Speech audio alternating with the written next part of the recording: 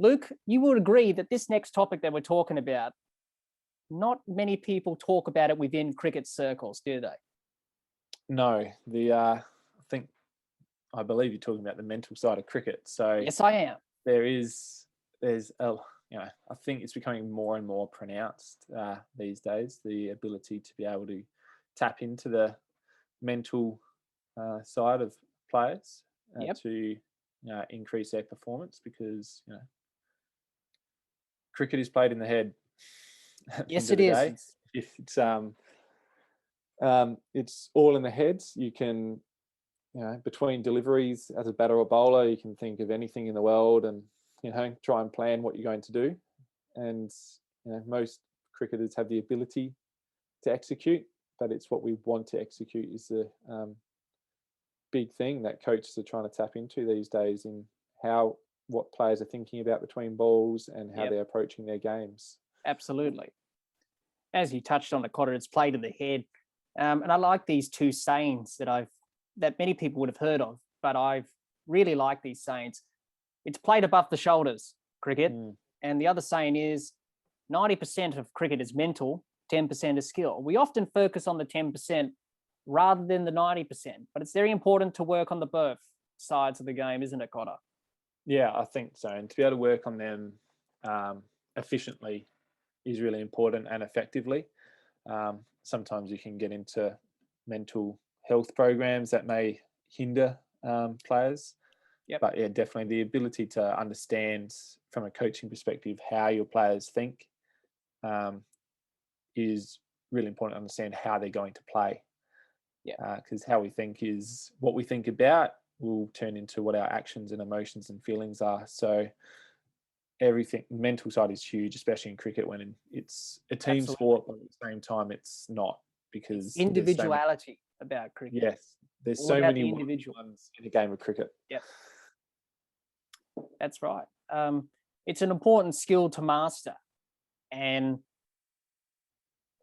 if you're a young player coming through, for example, here in Australia with the various pathway systems, it's important to have that side of your game under control, because if you want to play for Australia, for example, you've got to have great resilience, toughness in particular, to deal from the failures and the setbacks that you'll have in your pathway to get to the top.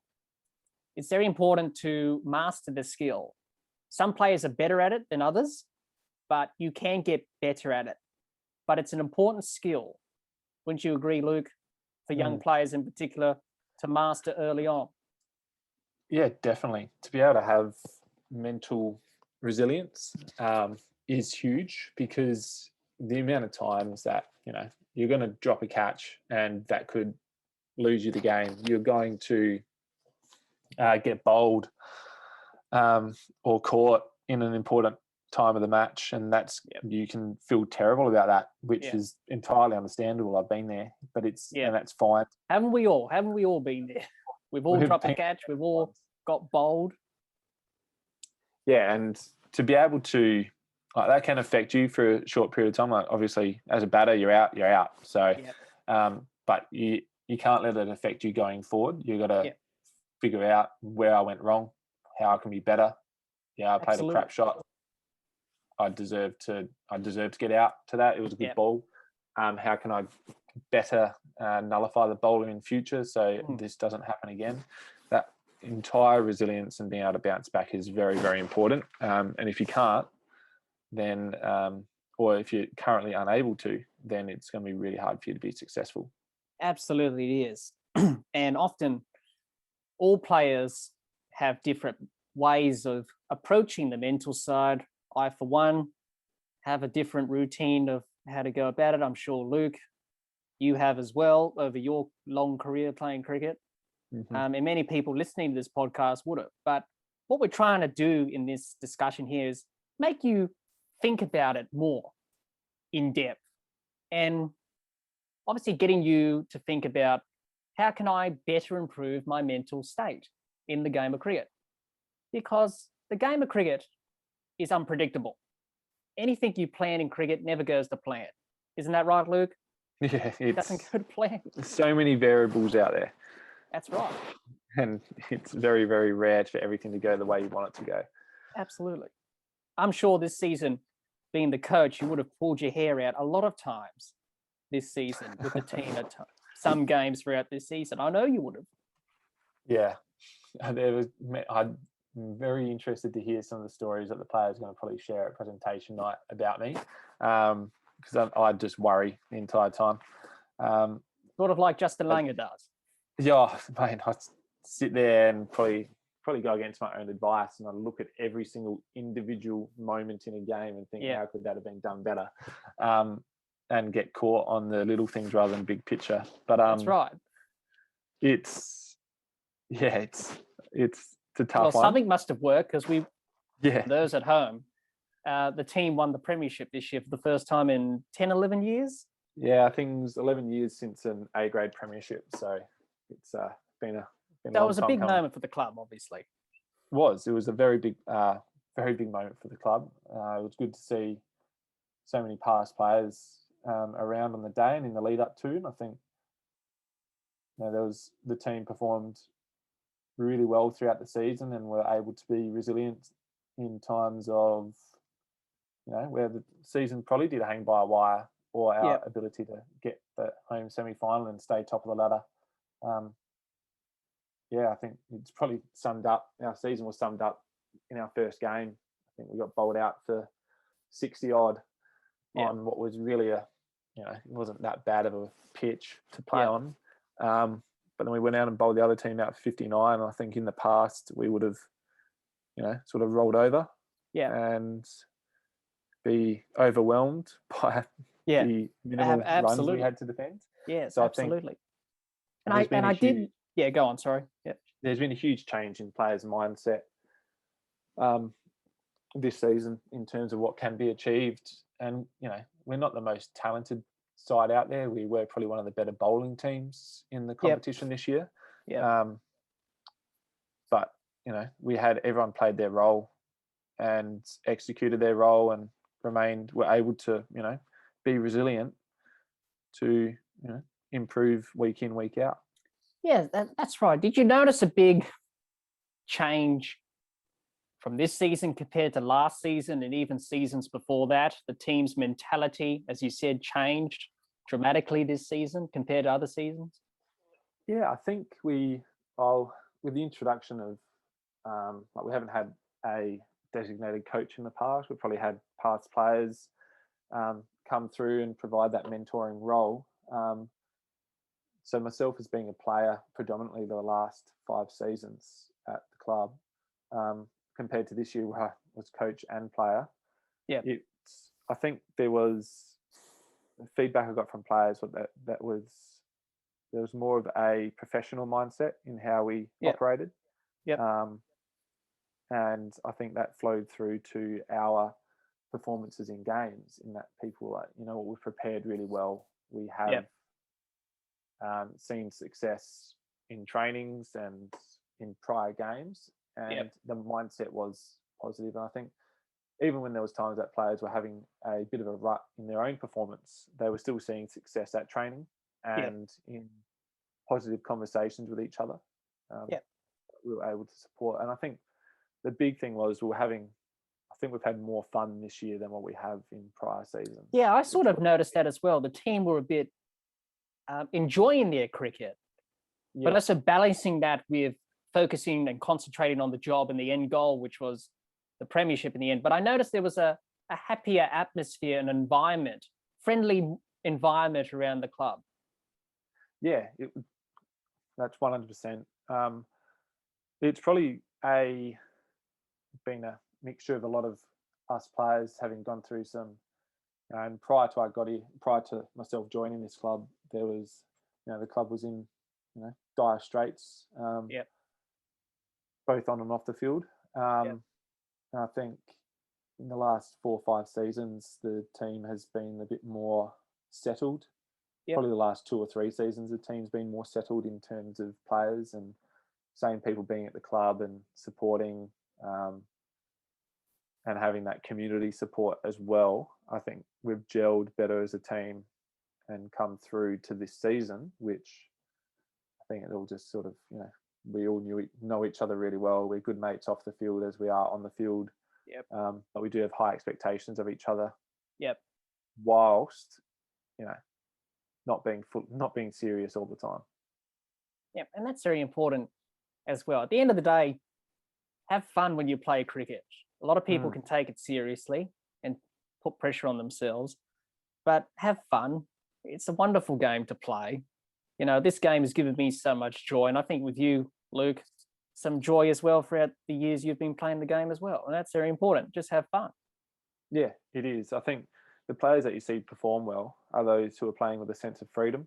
Yeah. And they're just enjoying the game for what it is. They know at any point in time they could get a ripping ball as a batter and get out, or they get a ripping ball and they won't get out. So they know that if they just enjoy and play how they want to play from a batting perspective, they generally see more success. And I guess as a bowler, I've experienced, I know when I'm more relaxed and more in a positive mindset, my performance greatly outweighs what my performance is when I'm having a bit of a shocking day. So being able to, relax, take a step back, reflect, and to enjoy what you're doing is, it's critical to success, in my opinion. Absolutely, it is. And what we're trying to discuss in this topic, because this is a topic that I feel very passionate about. I'm a great lover of the game, and this is probably my favorite part of the game, is the mental battle, I should say, between you as the bowler or the batsman or vice versa. This game of cricket will always challenge you. You will always come up with challenges in this game. Embrace challenges, because if you experience those challenges, they'll make you as a better cricketer going forward. Isn't that right, Luke? Embrace challenges and learn from them. Without challenge, there's no growth, because if you're always in your comfort zone, you're not going to improve as a player. You need to put yourself in challenging positions. Sometimes that's not your choice. You have to go out, with 10 runs to get in, an over or two and only a wicket left. I was in that position a couple of times myself, and, I got really peed off with myself sometimes when I got out. Thought I'd let the team down. I grew from those moments. Some strong feedback from my teammates and players in terms of how I acted. So I think being challenged and putting yourself in a challenging situation it's pivotal to being able to grow as a player and as a person, in being able to be resilient, to be able to improve your skill when performing under pressure, and also learning to be relaxed when being challenged. Because if we're not relaxed, we don't have clear thoughts, and we won't be able to execute our skills to the best of our ability if we're stressed when we're under pressure, rather than being relaxed under pressure. Absolutely. Everything you just said there is absolutely true. And we need to be challenged, as you said, Luke. We need to be challenged in this game, because you need to have the mentality and the mindset of getting better each day. Go to training, get better. Work hard, work your backside off. That's what I do at training. You've probably seen me do it, Luke. Bowl, over after over in the nets until I can't bowl anymore. And train hard in the field as well, and do a bit of batting as well. Give it 100%. Not 90%. Give it 100%, like you would do in a game. And that's very important as well, Luke, to work hard. It is. Working hard is very important. I'd probably had myself, I've probably experienced a better season this year because I put in the hard yards early on. I was able to taper off towards the end of the season in terms of just managing my body and making sure that I am fit and well to perform later on in the season. But it is. It's even if, like, towards the end of the season, I was only bowling 12 balls in the nets at full pace. because that's all my body could do. But I was bowling those 12 balls with purpose and with a plan in mind. And that's as much as your body can handle, really, is to be able to work hard and train hard for that period of time, but then put your mind into something else and be able to work just as hard on that in the lead up to your games. And whether that's, working hard on a plan to bowl to a batsman, or working hard on a batting technique that doesn't need to be trained hard. It just needs to be practiced rigorously and over. So I think, being able to work hard, or work, I like to call it working or playing smarter, is do what is best for you, but do it well. And so I think being able to play smarter rather than harder is definitely something that's important for teams, whether that's amateurs or professionals, is to think more about your cricket rather than just relying on your skill alone.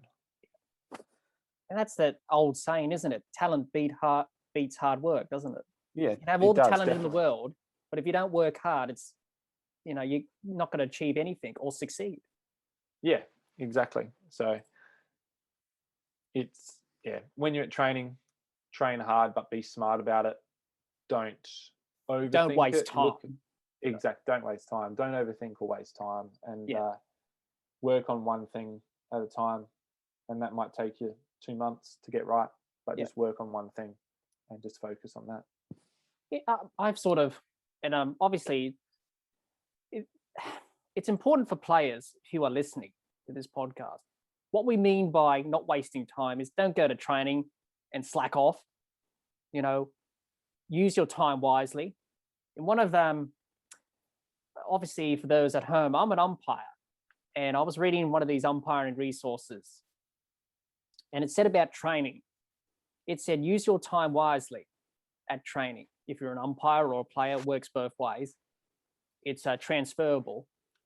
But work on a particular skill. Don't try and cram everything in at once at training. Isn't that right, Luke? It's very important not to cram everything in. Just focus on one thing. I think from what I've spoken about with the players this year, there's some in particular, like one was struggling with a short ball. And it came down to, it wasn't necessarily the skill, it was more so the mental approach to the short ball. Was just to, let's just expose ourselves to it, and we'll just work on this throughout the whole season. And if it means you don't play a pull shot until a semi-final or the last round, then that's fine. But it's just one thing that we work on. Everything else will still be there because you're going to be practicing that without thinking. Yeah. But it's just being mindful of what you are consciously training to do. I know there'd be some times of training where I'd focus on a slow ball and how that's being released and feeling how that comes out of my hand and whether it's worth it. I think I only bowled that slow ball twice towards the back end of the season when I was comfortable with it. Yeah. And it was something that I'd worked on, for a good 3 months prior. And were they executed well on game day? No. But it just comes down to just one thing, because I didn't bother trying to teach myself anything else new as a bowler this year. And with the batters, it was just executing their role and focusing on one thing that they could do better to execute that role better. Absolutely. And it's about the old saying that we always say in cricket: don't overcomplicate it. Keep it simple in terms of batting technique, bowling, fielding, whatever you do, even umpiring. Keep it simple. Don't overcomplicate it, because if you add too many stuff to your technique, your mind's clouded, isn't it, Luke? Yeah, it definitely is. You start to overthink because you're worrying about 5 things at once rather than, as a batter, worrying about the ball that's coming towards you. As a bowler, worrying about where you're going to put the ball. It's the one thing that you need to focus on each delivery. And you're not trying to think about, where's my front arm in this delivery? What is my front foot clawing its way back into its heel? No, that's not what you need to focus on game day. It's one thing at a time at training. And then game day, it's just, focusing on each delivery that you bowl, having a general plan for the over, but or overs that you're going to bowl, but just just focus on the ball you're going to bowl. And as an umpire, I guess, I can't speak from experience, but I dare say your focus is on each delivery. Yep. And looking out for, two things really. Yep. Where the bowler's front foot is and where the ball goes. So that's right. Yes. that's and essentially what you're looking for.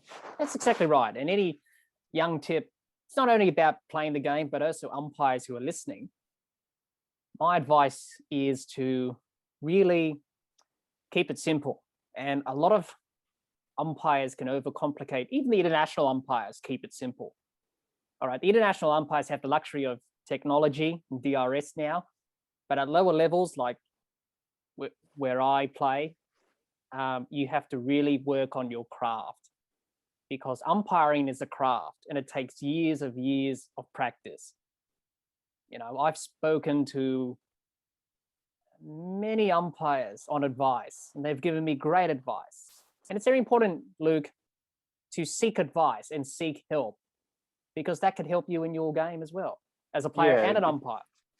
It does, definitely. Like being able to seek advice from probably in the past, I probably looked for advice from a lot of different people, and it does give you a lot of different perspectives and things to work on, but it can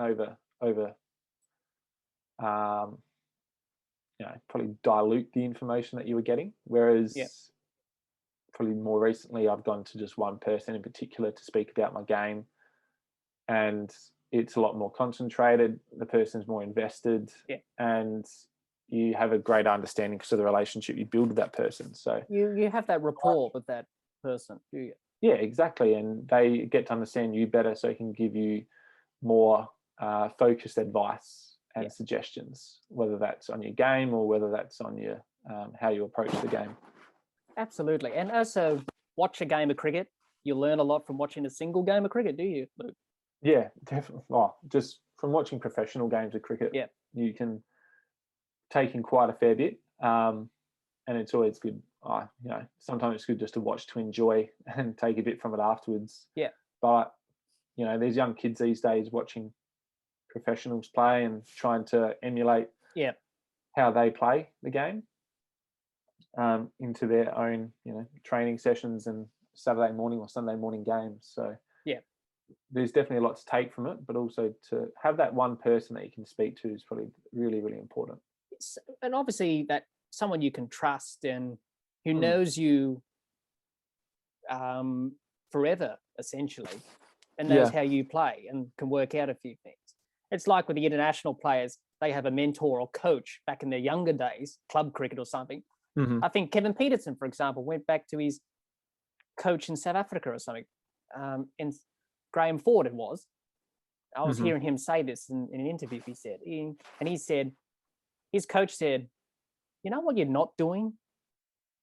You're not batting with your hands. There was something wrong with Kevin Peterson's hands, and his hands weren't in the right position. And after seeing his coach, he got his hands in the right position, and he scored runs after that. So it's about going back to that mentor that you trust and who understands you from a young age, like Kevin Peterson did when he went to South Africa to see Graham Ford, talking about his hand stat. It's very important, isn't it, Cotter, to go and seek help from those guys, and you can learn a lot from. Yeah, it is. And most international players have a mentor from their junior days, whether that's a family member or a junior coach that they've continued to work with throughout their playing career. I know Nathan Lyon, he had a batting coach for a period of time. I reckon it was an Ashes series where he went through not out for, I think it was 9 innings in a row, and he'd just been working on his batting side of the game privately with his own brother mentor. Yeah, I think it was his brother. Yeah, brother. I think it was a family member. So his brother gave him that support, and someone that he trusted well and had a good rapport with. So being able to have that one mentor is really important. Not vital, but is really important to be able to speak about your game. Absolutely, it absolutely is. And everyone in the game of cricket want to help you as a player. Cricket's all about learning from each other, helping one another, sharing information. It's important to do that, isn't it, Luke? Yeah, it is. Being able to share your perspective on the game and how you've interpreted a match or a skill can be quite enlightening for others. Absolutely. Indeed it is. And the mental side of cricket is such a big topic, big skill to learn in cricket. You've got to master. You can have all the skills in the world, but if you don't master the mental side, it gets a bit difficult, doesn't it? Yeah, and that's like as I was speaking before, that's why you had players who are taking rests and in the international scene and taking a break from professional cricket in order to manage the mental side of their game and life to make sure that they're be able to perform at their best. So absolutely, being able to have that positive mindset, being resilient, taking time to rest mentally and for your soul is really important if you want to be successful in any sport and in your workplace and in your family life. Absolutely. And a lot of these mental skills you can implement into your everyday life. Oh, definitely. Yeah. Like resilience is a huge one. If without resilience, you're going to struggle to be able to move forward. So I think everyone has resilience. It's just their ability to change their mindset and going from a negative mindset to a growth mindset. Yeah, being able it's to, very important, isn't it? Look, there's always somewhere I can improve. I will get better. It's going to take time. It won't always be like this. Is having a growth mindset. So, and that's our ability to be in our well-being and our ability to be resilient. Absolutely, and an example of this in the international game, for example, is batsmen when they go through form slumps, or any player, but especially batsmen. It's tough. Like Aaron Finch, he was copping it from the media. He couldn't buy a run in the Big Bash. In that New Zealand T20 series, he didn't score well in the first 2 games, but in the next 2 games, he scored back-to-back 50s. That's what we're talking about. You've got to have that resilience, block out the outside noise. Who cares what the media says, right? They don't know you. You know yourself as a player. Your teammates know you can do it. And if they support you, you can go out there, have that self-belief. And it's very important to have that self-belief, isn't it? Self-belief is huge. I think, if you don't have any self-belief in what you're able to achieve as a cricketer, I think you're not going to be picked in a team to start with. And it'll be found out very, very quickly that you don't believe in what you can produce. And there'll be, hopefully have a good coach that can support you through that and be able to tap into your, into improving your self-esteem and finding what you believe you can do. So I think a lot of the times we're too harsh on ourselves. So having that self-belief is crucial. And the more positive you are, the more positive outcomes eventually you will receive, I guess. Absolutely. And I tend to, obviously, I'll be the first to admit that I do put pressure on myself to perform. And when you don't perform, you feel a bit bad. You haven't really done your role for the team. Knowing me, being my role in the team, being a bowler, when you don't take a wicket, you feel like, and you're leaking runs, you feel like you're not doing your job. And you feel a bit bad and you put yourself under pressure. But for young players in particular, don't put pressure on yourself because you're human, You're not perfect. We're not all perfect in this world, are we, Luke? We're not perfect. No, you can't be. If you're putting that pressure on yourself to be perfect all the time, you will end up being quite unhappy within yourself because, we make mistakes. There's going to be failures, and that's part of living, is to understand that, failure is a huge part of growth. So by trying to be perfect all the time, and I'm probably guilty of this in the past, is that if you're trying to be perfect all the time, you're going to see more failure because what your vision of perfection isn't necessarily what success is. Yeah. So, being able to have a holistic view and understand that there's going to be times where your team loses games. There's going to be times where you don't take wickets, where you don't take runs. And understanding that, it won't last for the entire season. Yeah. There will be times where it will be better. Yeah. It might only be a couple of games a season where you have a brilliant game, but those 2 games could be really important to your team's success. So on the whole, and it is, cricket's a crappy game at the end of the day, really, because yes, it is. You're out, you could have a shocking bowling performance, and it's all on you. There's no one else to blame. No, But it's a good character building sport, I think. So, yeah, absolutely, it is. It builds resilience, life skills, teaches you life lessons as well. Yeah, teaches you patience. I think. Yes, you can be out there. Some people lack a bit of patience in the game of cricket. Definitely, I think. Well, reflecting on our grand final win this year, there were times where I think we only made we make 115. Yeah, I think batting first. Yep. And then when we had the opposition at about, it was 5 for 74, and they had their best batsman and captain was in. They had another batter in who was being a good support to him, and the game looked, it was times where get it out, gone for lack of any other word, and then. And I think this is where patience comes in. One of our young players, I was at mid-off, he was bowling. He's also opening bat and shown a lot of growth this year. And I think that was just through patience and his own skill and ability. But and he's quite, sorry to butt in, Luke, but he's he's a very fine player himself, obviously. He is, yeah. He's got a lot of natural talent and skill.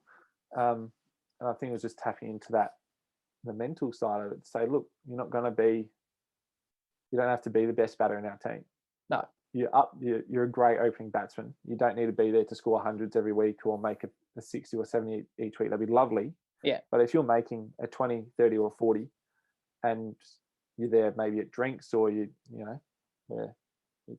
doing your job, basically. You've done your role. You've taken off the shine and all of that. But this one little moment in the game, in that grand final, he bowled, and he was the first to identify this, and I was, thinking it, but I didn't say it. It was possibly one of the worst deliveries I've seen him bowl. Yeah. And he got spanked. I think it was like a 4 or 6. Yeah. And I said, look, you need to forget about that. It was a crap ball. You move on. All right. You focus on what your next ball is going to be. What's your next ball going to be? He said what it was going to be. And bowled their captain out that ball. And he went from the, hating on himself the ball prior to, celebrating pretty hard and giving a questionable send-off.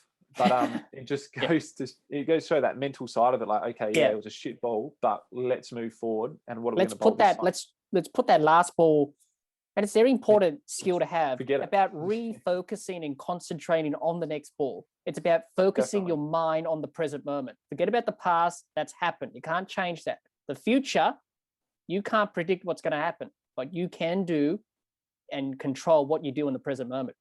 And that's what he did. Yeah, he did. And that was turned the game on its head. I think they went from 5 to 74. Captain got out 6 94 out.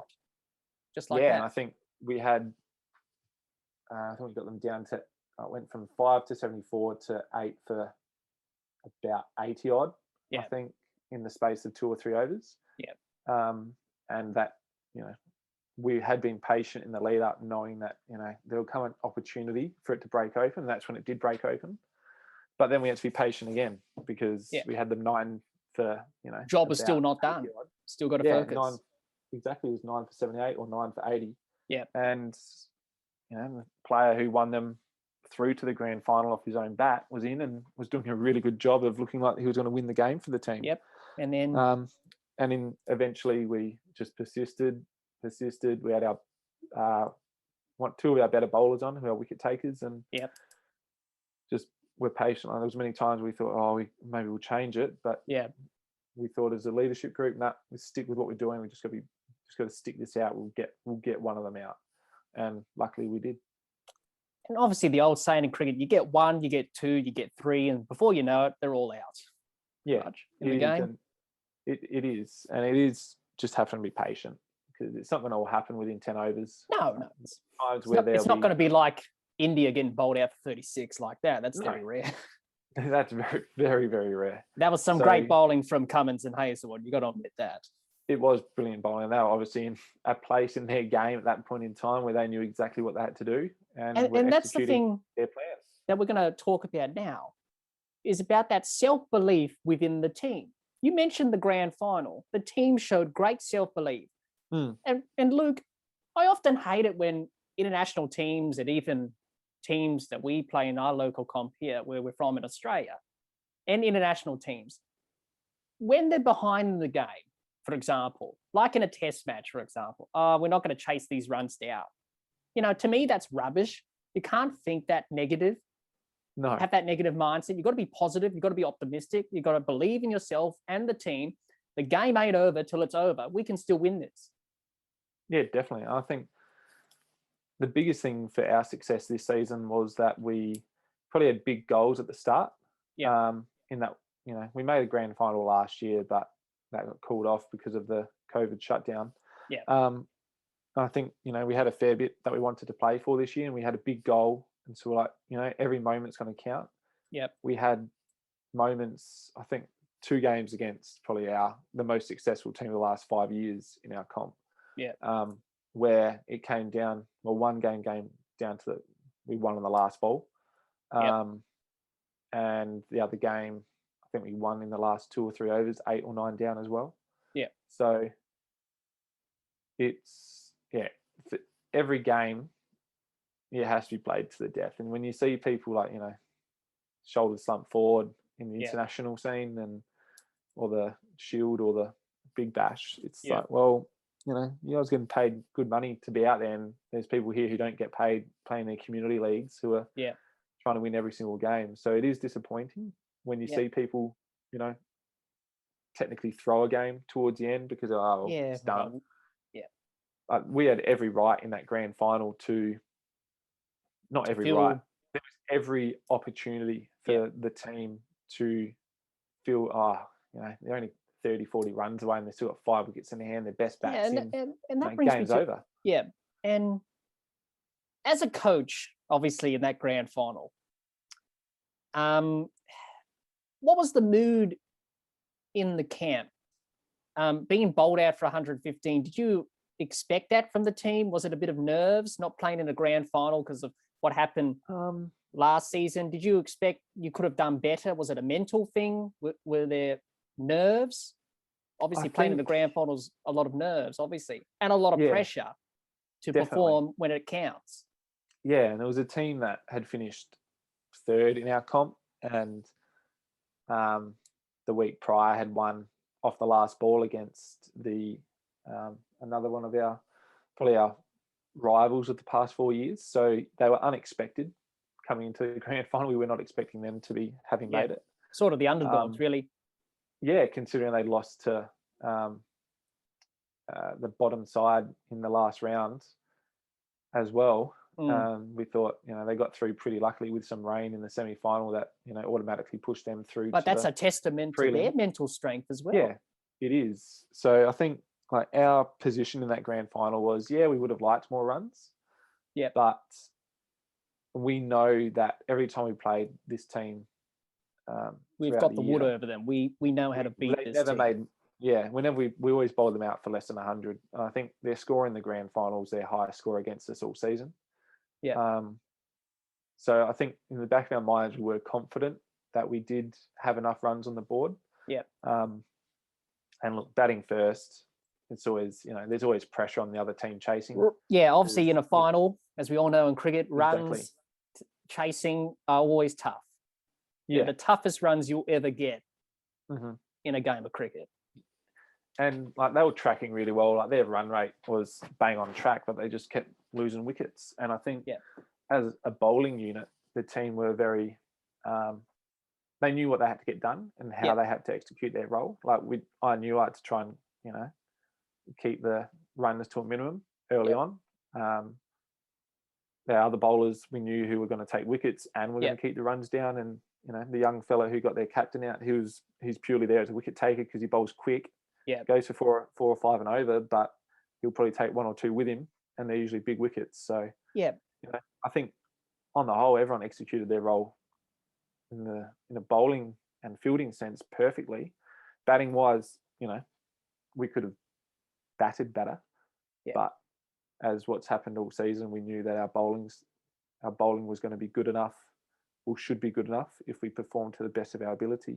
Absolutely, to get the job done. So I think the chat that we had in between innings was,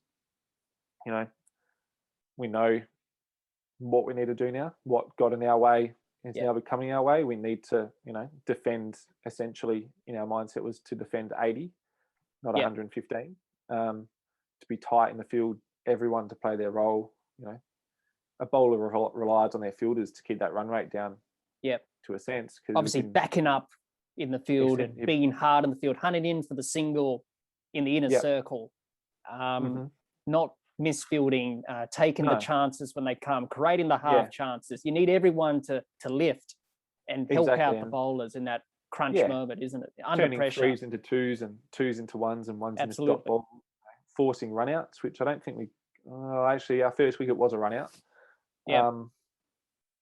But it was probably a lucky run out in the way that it occurred. But obviously, as we all know in the game of cricket, a run out is a cheap wicket. It really is. It is. And I think how the boys fielded, it was the mindset was on, like we, created. And obviously our team is a very good fielding unit. We've got some great fielders in our side. Yeah. And I think that put pressure, even though their run rate was still about three and a bit and over. Yeah. The pressure that was coming from our fielding, from our better fielders, as a unit as a whole, was causing there to be run out chances later on in the game, and also meant that the ones and twos weren't coming as easily. It was boundaries that they were requiring, so there was more risky shots being played, and that's essentially what got us most of our wickets, was because there was more risky shots being played. Yeah, often in that situation in a match where it really matters the most, you've got to execute at the death, especially. And as you see in T20 cricket in particular, you get it slightly wrong, you're going to go out of the park for 6. Yeah. And you've got to really nail your spot at that crunch time. But so the team had that belief, which is fantastic. And that's an important skill for any young cricketer listening. Believe, always believe. Self-belief is important.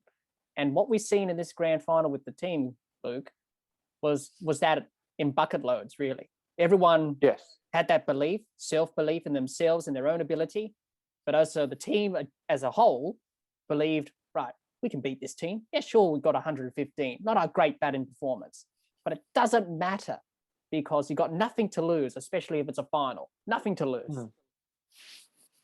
No, definitely. And I think, I did speak to everyone before the game and I said, where do you think you guys are at? And someone said, we're going pretty well. And I said, well, no, we're not. We haven't won this game yet. And we can't get ahead of ourselves. And, that's right. There's a job to be done. And we have to, take it moment by moment. Sorry to butt in, Luke, but often that's sort of a disadvantage if you look too far ahead and think about the end result. You've got to focus on the present moment. You've got to focus on the now, not the past, not the future, but you've got to focus on the now. And that word, I like this word, Cotter. This is my favorite word in cricket, complacency. You can't get complacent. No, you can't. Every ball you have to be on, and that's it. You just got to reset every single ball. Absolutely. Whatever your role is in the team, whether you first slip, whether you're at fine leg, whether you're at silly point, whether you're bowling, batting, wicket keeping, your next focus is the next ball and what's going to happen on that ball. So, because every ball in cricket is an event itself. Yes, pretty much. Definitely. You don't know what's going to happen. No. And that's the beauty of cricket. This is such an unpredictable game. And miracles do happen. As we've seen in the international game, miracles do happen. An example of that was the great innings that we've seen in run chases. Got Headingley, 2019, Ben Stokes. That was a miracle, wasn't it? Well, there's not a couple for Australian fans, I can tell you that. I was jumping up and down, forced screaming errors my head off, and unforced errors from the fielding side. But it's one of those innings that go down as one of the greatest in not just Ashes history. But that is a prime example. Ben Stokes there is a brilliant cricketer. He's probably the best since Ian Botham in terms of all-rounders for England. Yeah. And certainly in the world. I think that victory was meant to happen for him. I think it was meant to be. It was meant to happen. Yeah, it had that sort of script, didn't it? It did. Because he won the World Cup for England, essentially. Yeah. That overthrow that hit the bat, he didn't mean to do that. That went for 4. It should have been 5, I think, but it was given 6, I think, or something like that. Then it went to a super over, and then England won on boundary countback. I felt for New Zealand fans. I do support New Zealand. I have a bit of a soft side for them. I was cheering them on that night. Oh, heartache for New Zealand fans. 2 back-to-back World Cup finals, and you lose that. And then obviously he goes and plays his absolute blinder of an innings with Jack Leach at the other end, who put on one run in the partnership for the 9th wicket. For the 10th wicket, sorry. Yeah, it's definitely something where he had a goal in mind of what he wanted to achieve, and that was obviously to save for England to win that game. He said to himself, "I've got to be here to the end." Exactly. Yeah, exactly. You know, if I stay in, we've got a chance. And obviously, there was obviously chances for him to get out in that entire innings, or Leach to get out. Yes, and Australia dropped a catch. They burnt it. LBW review was leg side. Yeah. The miss run out from Lyon of Leach, pressure. Many things didn't go their way. And obviously for Australia, it would have been easy just to stump the shoulders back, but they knew in their mind that, hang on, if he gets out or we get one of these out, we win the game. Yeah.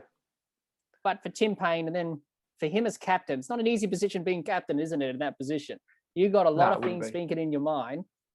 Where I'm going to put the field, right? Are we going to attack? Do I put them back to save runs? Who do I bring on? You know, there's a lot of things going in the mind of the captain. And it's very important for a captain to, especially when you're looking in a captain, is to have all the skills that you need to be a captain. Yeah, definitely. I think, you know, there was a lot of pressure at that point where it kept building, and there was that, you know, poorly used review. But, you know, would we have done the same in that situation? Probably, because there's all that pressure. Like, you need 1 wicket to win the game, and of course you're going to use it in a situation where it's a 50-50, because, you know, there's been plenty of times where that has gone the right way and won a game, and when there hasn't been. So I think, you know, being able to be cool and calm under pressure definitely, you know, will improve a team's success, and also that self-belief and being patient comes back to, you know, self-belief and patience, that, you know what, and that's really what Ben Stokes had. He said, "I got all the time in the world here." Yeah. No, I don't. And he was playing some outrageous shots too, some T20 shots as well. Yeah, so he was just taking it to them, essentially, and he had nothing really. Essentially, in that situation, he had nothing to lose. If England lost, so be it. But it's not his fault. No, it wasn't his fault, because they were going for the win. Brilliant Test cricket. What a Test match it was for English supporters, not so much for Australian supporters. But I want to touch on what happened in that Ashes series at Old Trafford. Obviously, everybody would have watched the Test documentary on Amazon and would have seen that part in the documentary with Justin Langer and the team. That's very important, Cotter, to when you win and when you lose, it's very important to review the performance the following day or the coming days. It's very important to get over that initial shock of losing that game like that, for example. Yeah, it is. I think when you have a loss that's probably unexpected, or even, you know, it was a hard-fought game and it was a loss, it's important to identify, you know, this is what we could have done better, but also to be like, well, we can't dwell on this anymore. We've got to just move on and work on those areas that we need to be better at. There's no point thinking back onto that game and putting ourselves back into that feeling after the game. You got to just move to the next one. Otherwise, you sit, dwell, and you ponder too long, and it affects your ability to perform. Yes, and Justin Langer did that extremely well. He said, "We're watching the last bit of this match. Either you like it or not. Everyone's got to watch it. You know, learn from it. It will hurt. It looks painful. Yeah." But I sort of like that mentality from Langer, because he's, you know, Justin Langer. Well, he's being honest. Hard cricketer, isn't he? Yeah, it's just honesty and not moving away from the facts. It's identifying what the facts were and, you know, what we could have done better, and putting people in an uncomfortable position to be able to grow. Absolutely. And Nathan Lyon was uncomfortable as well, because he he essentially fumbled that run out that could have won Australia the game. And he will be, I don't think Nathan Lyon should be remembered for that one moment. He's a great bowler. We should remember him for his great accolades. No, but probably on that one there, it's probably something speak about where he was probably already thinking about what was going to occur after that run out rather than getting the run out completed. So that's probably, something to take from that moment is probably what he did, was to focus on the job at hand and not what's going to come after. Focus on completing the run out first and then celebrate the win. I think he was thinking about the win before the run out. Yeah, exactly. And it was absolute carnage, I can tell you. Mm-hmm. But obviously the team bounced back and obviously won the Ashes at Old Trafford, became the first Australian team to do it since Steve Ward did in 2001. Mm-hmm. And it was a proud moment for any Australian fan watching that, because many Australian teams have gone to England, got their backsides kicked, lost, then come to Australia, play an Ashes series, win, but never won one in England until this series.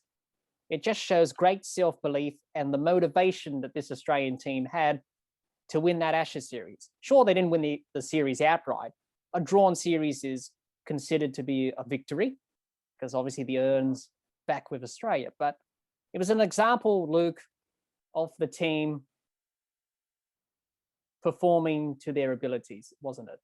Everyone doing their role, as you said, and everyone having their clear plans in their mind.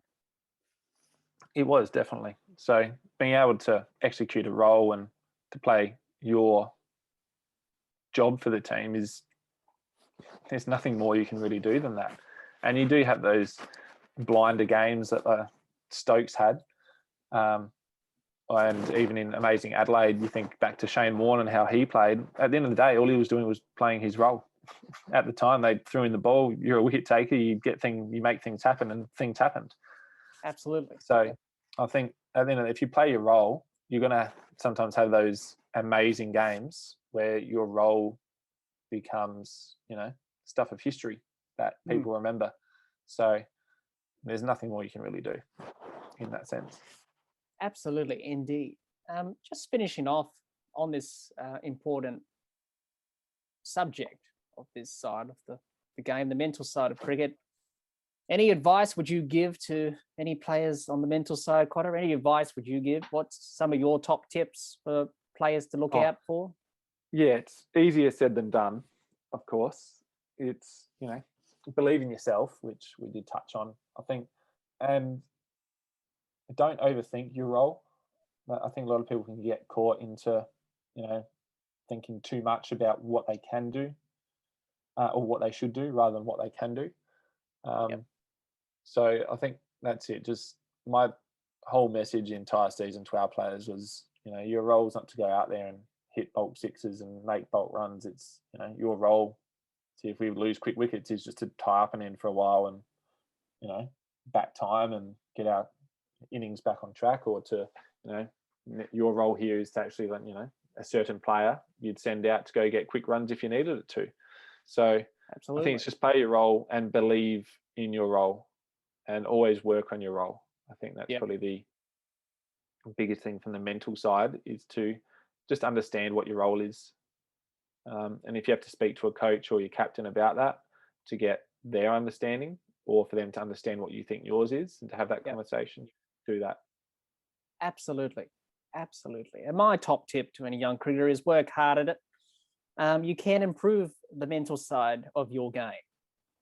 It's a skill that everyone needs to master in the game, but work on it, get better, look to get better at it. It's not an easy fix. It's not like you're going to flick a switch and it's going to work. It takes a bit of trial and error. So try things that work for you, different methods. Everyone doesn't have the same methods in terms of the mental side. So look at different methods that work for you, which is the important tip here. Yeah, just be comfortable in what works for you in order for you to be the best version of you on the field. Hi everyone, hope you enjoyed part 2 of our cricket discussion on the mental side of cricket. It's a topic we don't often talk about within the game of cricket, an important skill that everyone needs to master in the game of cricket. If you master the mental side of your game and look to improve it and work on it, your performance will improve. Be sure to subscribe and click the bell to get the latest episodes of the podcast, and like and share our Facebook page and follow us on Twitter. Stay tuned for part 3 of our cricket discussion. Until then, keep safe and bye for now.